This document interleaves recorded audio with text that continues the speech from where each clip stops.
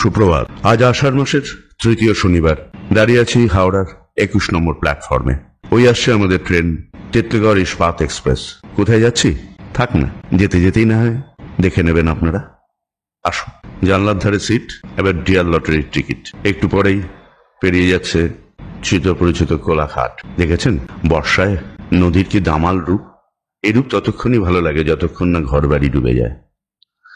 তারপর আরো কিছুটা সময় চলে গেল।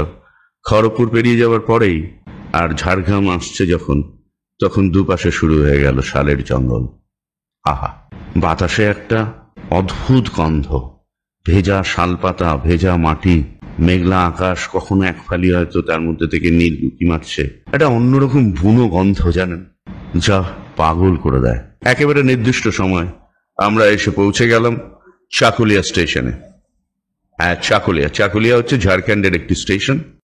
এবার এখান থেকে ট্রেন আমাদের নামিয়েছিল 2 নম্বর প্ল্যাটফর্মে। আমরা ওভারব্রিজ দিয়ে 1 নম্বরের দিকে এগিয়ে যাই। স্টেশনের বাইরেই আপনারা দেখতে পাচ্ছেন অনেক অটো এবং গাড়ি দাঁড়িয়ে আছে। এমনিতেই স্টেশনটা একেবারে জনমানব শূন্যই থাকে, খুব একটা ভিড় হয় না। কিন্তু আজকে ভিড় কেন? আজকে এখানে আছে পাহাড় পুজো। প্রকৃতি আর সংস্কৃতি একরকম ভাবে মেলা যায়। চাকুলিয়া থেকে আমরা একটা গাড়ি নিয়ে বেরিয়ে পড়ি। একটু এগিয়ে যেতেই শুরু হয়ে গেল এইরকম দৃশ্যপট। দেখেছেন কি অপূর্ব না? গাছপালারা কেমন করে ভেজে, তবে ভিজলে তৃণ রাজার ছেলে হয়। একটা ছোট্ট নদী পেরিয়ে গেল কালভার্টের নিচ দিয়ে, যা হয়তো 2 দিন আগেও ছিল একটা ছোট নালা। আমরা এগিয়ে চলেছি। আমাদের গন্তব্য আজকে কানাইশোর পাহাড়। কানাইশোর পাহাড়ে আমরা দেখতে যাচ্ছি পাহাড় পুজো। এটি মূলত ঝাড়খণ্ড এবং আমাদের ঝাড়গ্রাম রেলবিহারী অঞ্চলের মধ্যেই সীমাবদ্ধ।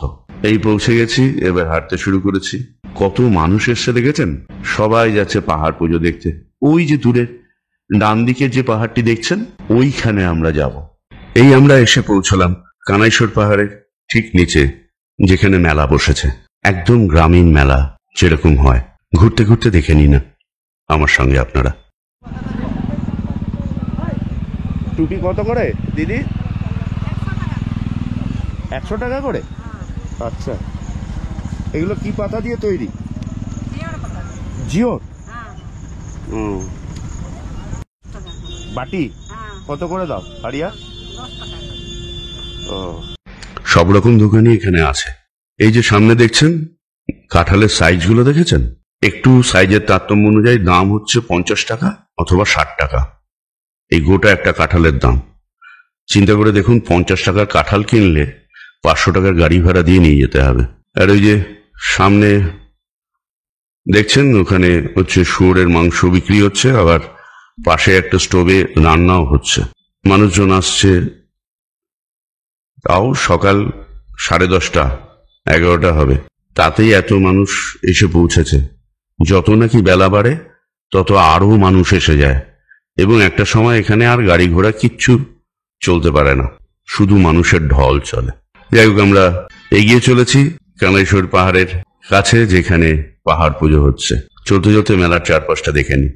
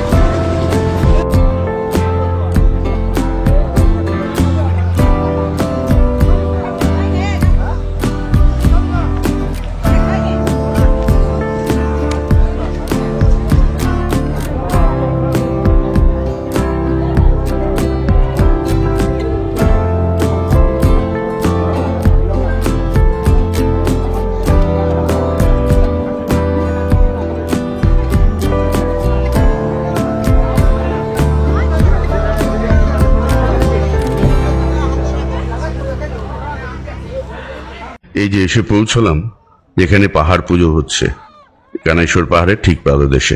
পাহাড় পুজো প্রথমে হতো কানাইশোর পাহাড়ের একদম উপরে, এখন সেটা এই নিচে হয়। হতেই পারে পৃথিবীর সঙ্গে সঙ্গে দেবতারও তো বয়স বাড়ে, তাদেরও হাঁটুর সমস্যা হয়, তাই নিচে চলে এসছে। এই পুজোর জন্য অনেকে মানত করে, কেউ ছাগল নিয়ে এসছে, কেউ মোরগ নিয়ে এসছে। আর অদ্ভুত ধরনের দেখবেন ওই বাঁকুড়ার যেরকম ঘোড়া মতো হয়, সেরকম মাটির ঘোড়া গরু এরকম কিছু কিছু মডেলও মানুষ নিয়ে আসে।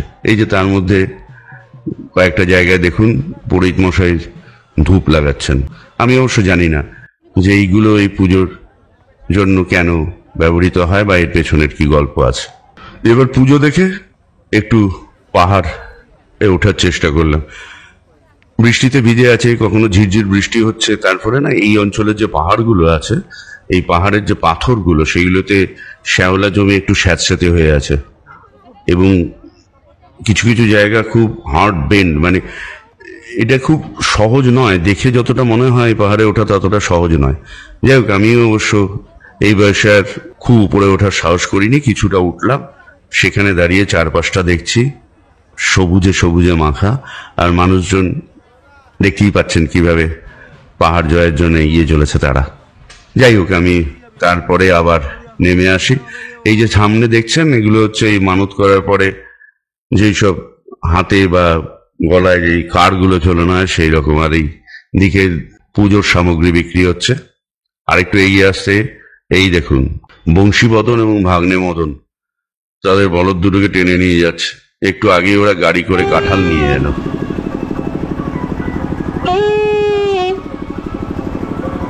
এগুলো কি পাতা দিয়ে তৈরি? গম পাতা, কি গম পাতা। গং পাতা? ও, পাতাটা আলাদা গো, এই পাতাটা আলাদা বাবা, এই আলাদা? পাতাটা শিয়াল, আচ্ছা। হ্যাঁ। এমনি শাল পাতা লয় শাল পাতা নয়? না, এই পাতাটা বাবা করেন রে। আচ্ছা, এই গাছ এখানেই আছে? হ্যাঁ, এই পাহাড়ের মধ্যে আছে। আচ্ছা। 100 টাকায় এই টুপিটা কিনলাম। যেমন লাগছে বলুন তো। এই হালকা বৃষ্টি আর রোদের হাত থেকে কিন্তু বেঁচে যাব, আর ছাতা খুলতে হবে না। এবার ফেরার পথে পা বাড়ালাম। অবশ্য ফেরার আগে এখানে একটা ডুলুং বলে একটা ছোট্ট গ্রাম আছে, এই 12-15 ঘর মানুষের অবস্থান। সেখানে এই বাড়িটা দেখুন কি চমৎকার একটা ফ্রেম না? বাড়িটার দেখেই এক ঝলকে ভালো লাগলো। এখানে একটু বসে একটু বিশ্রাম নিলাম, একটু জিরিয়ে নিলাম আর কি। অনেক হাঁটাহাঁটি করতে হয়েছে তো, যদিও সমতলে হাঁটতে সেরকম কষ্ট হয় না, কিন্তু তাও পরিশ্রম তো হয়। যাই হোক, এবার ওখান থেকে ফিরে আসি। ফিরে এসে আমাদের গাড়ি যেখানে রাখা আছে সেইখানে পৌঁছই।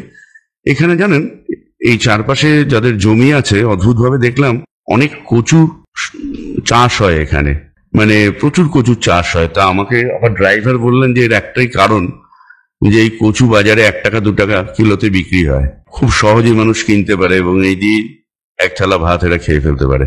এবার আমরা ওখান থেকে রওনা দিলাম। এখন আমরা যাব ঝাড়গ্রামে। তবে তার পথে রাস্তায় একটা জায়গায় একটু খাওয়া দাওয়া করে নেব। চমৎকার রাস্তা। এই আমরা এসে পৌঁছচ্ছি আমাদের আজকের খাওয়ার জায়গা। এই হোটেল কাম ধাবাতে কিন্তু সব রকম জিনিস পাওয়া যায়, এমনকি বিয়ার এবং হুইস্কিও পাবেন।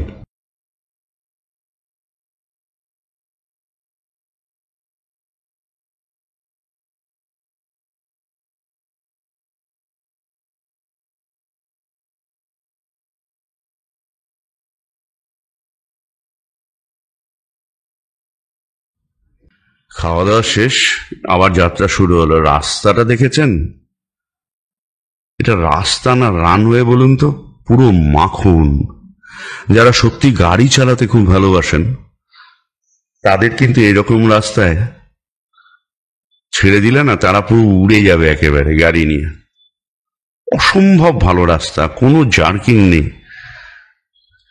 কিছুটা পথ এইরকম, তারপরে আবার কিছুটা পথ এই শালবনের মধ্যে দিয়ে যাওয়া, তারপরে একেবারে ঠিকঠাক সময়। আমার ট্রেন বিকেল 6টা 15-তে ছিল, আমি এসে পৌঁছে গেলাম স্টেশনে 6:45 নাগাদ।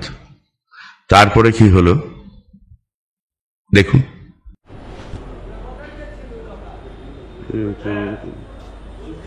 বসে থাকি এখন বার্লিন জনশতাব্দী, নাকি আসবে রাত্রি 11টা 11:30টার সময়, যা 6টার সময় আসার কথা ছিল। চলো ঠিক আছে, পরিষ্কার পরিচ্ছন্ন আছে, কালকে রোববার, সুতরাং কোনো অসুবিধা নেই, জাস্ট কাটিয়ে দেবো। দেখুন, এমনিতে পরিষ্কার পরিচ্ছন্ন, কিন্তু যত রাত বাড়তে লাগলো স্টেশন চত্বর ফাঁকা হয়ে যেতে শুরু করলো। এমনকি চার পায়ে জন্তুরাও অনেকটা কমে গেল। উল্টো দিকে স্টেশনে একজন কি দুজন চাদর মুড়ি দিয়ে শুয়ে পড়েছে, আর আমার ওয়েটিং রুমের সামনে তখন কেউ নেই। মাঝে মাঝে এই নিস্তব্ধতাকে ভেঙে মালগাড়িগুলো যখন যাচ্ছে, খানিকটা যেন স্বস্তি পাচ্ছি। একটা অদ্ভুত গা ছমছমে পরিবেশ। কিন্তু যাই বলুন, যতই রোমান্টিকতা নিয়ে বলি না কেন, ওয়েটিং রুমের সুজাতর কবিতা যতই মনে আসুক না কেন, এইরকম পরিস্থিতিতে মাঝে মাঝে কিন্তু বেশ ভয় ভয় করে। তো যাই হোক, অবশেষে 12টায় গাড়ি আসবে। আমি ওয়েটিং রুম থেকে বেরিয়ে 2 নম্বর প্ল্যাটফর্ম থেকে 3 নম্বরে চলে এলাম। তারপর ট্রেন এলো 12:05। তারপরে শটান ঘুমিয়ে ফেলেছি। 3:30টার সময় ট্রেন নামলো হাওড়া স্টেশনে। তারপর বাড়ি ফেরা। ভালোই লাগলো জানেন, এরকম একদিনে হুট করে বেরিয়ে পড়া। যাই হোক, সঙ্গে থাকুন, দেখতে থাকুন আমার চ্যানেল ট্রাভেল উইথ অরিন্দম। আর যদি ভালো লেগে থাকে তাহলে প্লিজ লাইক, শেয়ার এবং সাবস্ক্রাইব করবেন। কোনো ছোড়াছুড়ি নেই কিন্তু।